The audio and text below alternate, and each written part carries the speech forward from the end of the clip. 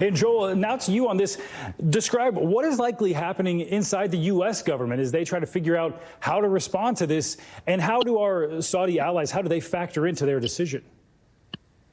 Yeah, Stephen, it's great to be with you and Happy New Year. Look, within the Biden administration right now, clearly the top line of concern, as Jay pointed out, is to prevent regional spillover and regional war. But what's happening right now is the Houthis are aggressively attacking international commerce and trade lanes and ships that are not attacking anybody. And so this is a real violation of international law. And the United States, we have a long-term obligation to protect those seaways and to ensure that commerce goes through unfettered. To your question about the Gulf countries, they too are directly impacted, and they too have a stake in this. And so a lot of consultation right now between the United States and our Gulf allies to ensure that these shipping lanes are protected. It impacts the entire region. The Houthis, backed by Iran, are taking an aggressive action that is unprovoked and unjustified and against international law. And the message needs to get to Tehran that they need to cool it, because it's only going to increase the kinds of attacks that we just saw over the last 24 hours or so. And it's only going to see an American response to any aggressive actions by the Houthis.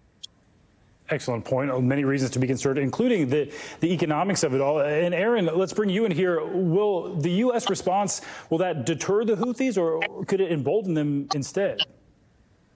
Well, that's yet to be seen. Happy New Year, Steve. Good to see you. I think what we're seeing right now is we're seeing Iran pawing at the bear. They want to see how the U.S. is going to respond. They want to get a sense of the tone. How far can we push the United States right now? I think on a macro level, that's what they're doing. But in the micro picture here, if we pull in on the optics, what we're seeing now is the deployment of drones. Suicide drones are very cheap. They're very accurate. They can change mid-flight. That's what a couple of these last attacks we've seen, especially with these ships. And what's happened, and what happens with these drones, it allows Iran.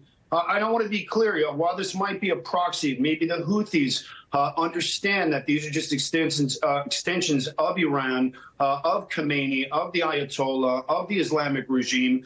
And what they're doing is they're targeting the economics here. They want to show the United States that no matter how big and how giant the muscle is of the U.S., that these tiny little groups can affect the economy on a global scale. And your guess was right. That's exactly what it's going to do. It's going to start to trigger financial repercussions. And really, again, that's the point of terror here, is to create a psychological dent. And in this case, it's going to happen specifically through economic hitting of those seaways, those passageways. And so the U.S., really needs to pull in and start getting focused with counterstrikes, but to be careful not to let this thing spill out too quickly, too aggressively, too soon.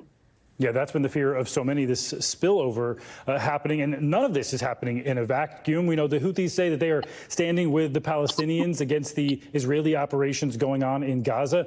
Meanwhile, we've learned that the IDF is actually pulling some reservists out of Gaza right now. From a special ops perspective, how could that impact the fight going forward?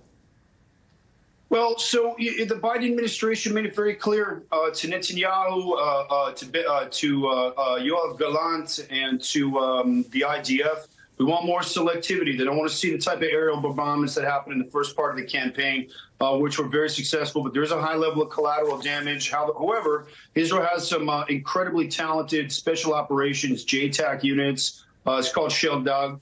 It's the Kingfisher unit, but they want more selectivity. And so the IDF scaling back the reservists helps stimulate the economy. That's number one. Back in Israel, get the economy back open and moving. It's been halted for about 80+ days. The other thing it does is, Israel's got to keep an eye on that northern border. Hezbollah's got a lot more fighters than Hamas. So what Israel's going to do now is they're going to turn to their special operations units. That's going to be their commando brigade. That's going to be the Duvdevan unit, the Maglan unit. That Okitz unit, which has been hitting those tunnels really effectively, the Yachlom unit, which is that EOD or sapper unit that's been destroying those tunnels. So they're going to try and focus more on getting barrels inside structures, neutralizing terrorists. It creates a higher level of selectivity, reduces barrels getting on innocent civilians, like the 3 unfortunate casualties that happened last week with the surrendering hostages who, it wasn't a hostage rescue mission. They just ended up escaping from the captors. So it creates more selectivity, but it's more dangerous for the IDF. So they're really going to focus on a core couple thousand troops from their commando forces. Let them continue to do that slow and deliberate clearing. It's called Shadov, or limited penetration room clearing. It's brilliant. It's a lot safer. And Israel, it's going to take 5-6 more months. It's going to take time. Keep this in mind, guys. The longer it takes for Israel to neutralize Hamas, to completely demilitarize the Gaza Strip, the north, the central, and the south Khan Yunis, the greater the threat, I believe, is going to increase to U.S. national security, because what we're going to see is more and more emboldening of those clerics calling for more protests, which could potentially escalate. And the onus is going to fall here on U.S. law enforcement. And so, the next thing is for Americans to get ready for potential spillover, particularly in the law enforcement community here. That's where I come out. More potential international spillover.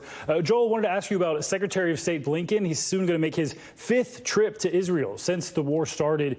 And it comes as the civilian death toll in Gaza is getting close to 22,000. What more can the State Department do to pressure Netanyahu on the issue of these civilian casualties? Yeah, look, Stephen, I think Secretary Blinken, he's going to bring the message that he's been bringing consistently, which is that the United States stands with Israel in this mission to eliminate Hamas's threat to Israel, the physical threat, the terrorist threat that it embodies and that it continues to assert, while also calling on the Israelis to do more related to 2 things. A, of course, civilian protection, as we're discussing, and that includes ensuring that the provision of humanitarian assistance, that gets in, and that gets in at a higher level than it has been. And then B, this big question about the end state. What is going to be there in Gaza the day after major military operations? Does Israel really want to reoccupy Gaza? I don't think so. I don't think the Israeli people want to be controlling Gaza. And so what kind of governance structure will there be? And that's where the Secretary of State has a tremendous opportunity to continue to lay out, not just for the Israeli people, but also for the Palestinians and the countries in the Middle East and the Arab world that are friends of the United States and of Israel, about a day after scenario where the Palestinians get governance, where they get the right to self-determination, where they have a horizon that hopefully drains future potential for terrorist recruitment. That's part of this. And we've learned these lessons the hard way in Afghanistan and Iraq. The United States, we fought hard wars in these countries, and there's a lot of loss there and a lot of heartbreak there. And part of the lessons learned are that a political horizon matters, an effective one, that the military operation only is never good enough. Well, Joel, I also wanted to ask you this, developing news. The Associated Press is now reporting that Israel is rolling back some of the judicial overhauls that started those huge protests that dominated the headlines, of course, before October 7th. What's your reaction to this rolling back? That's the kind of divisiveness that we saw within Israel's body politic, the nation, the people coming out in the hundreds of thousands protesting the idea that their democracy would be rolled back. And I think we've seen former Likud leaders as well publicly expressing apology and asking for forgiveness from the Israeli people for creating division. And this division also had a security impact because it distracted the Israeli security establishment from many of its objectives in terms of protecting the borders. And a lot of the leadership got in the crosshairs of Prime Minister Netanyahu. So hopefully this will continue.